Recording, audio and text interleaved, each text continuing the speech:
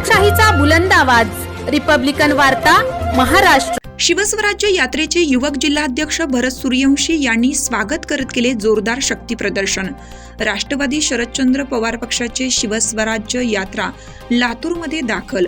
महाराष्ट्राचे आराध्य दैवत छत्रपती शिवाजी महाराज यांचे जन्मस्थान असलेल्या शिवनेरी किल्ल्याच्या पहिल्या पायरीचे दर्शन घेऊन महाराष्ट्रात रयतेचे राज्य आणण्याचा निर्धार करत आदरणीय शरद पवार साहेबांच्या मार्गदर्शनाखाली राष्ट्रवादी काँग्रेस पार्टी शरदचंद्र पवार पक्षाची शिवस्वराज्य यात्रा सुरू झाली आहे। महाराष्ट्रावर होत असलेला अन्याय आणि महाराष्ट्राविरुद्ध रचण्यात आलेला कट लोकांसमोर आणण्याचं काम आणि पक्षाची भूमिका लोकांपर्यंत पोहोचवण्याचा प्रयत्न या यात्रेच्या माध्यमातून करण्यात येणार आहे।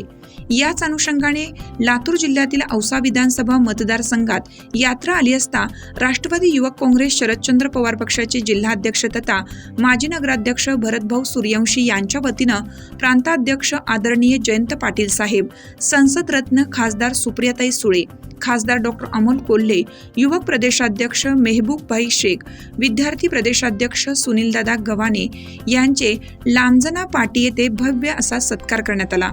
या प्रसंगी मान्यवरांनी उपस्थित जनतेला संबोधित करून आगामी विधानसभा निवडणुकीमध्ये महाविकास आघाडीच्या उमेदवाराला विजयी करण्याचं आवाहन केलं।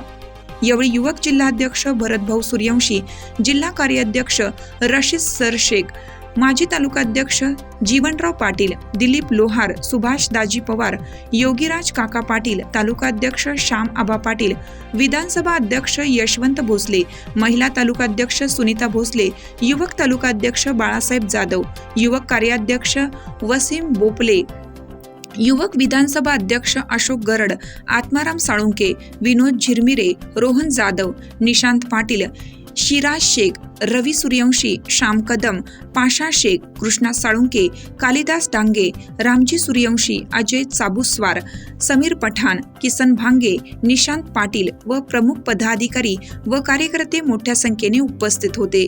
रिपब्लिकन वार्तासाठी औसा प्रतिनिधी जीवन जाधव, लातूर।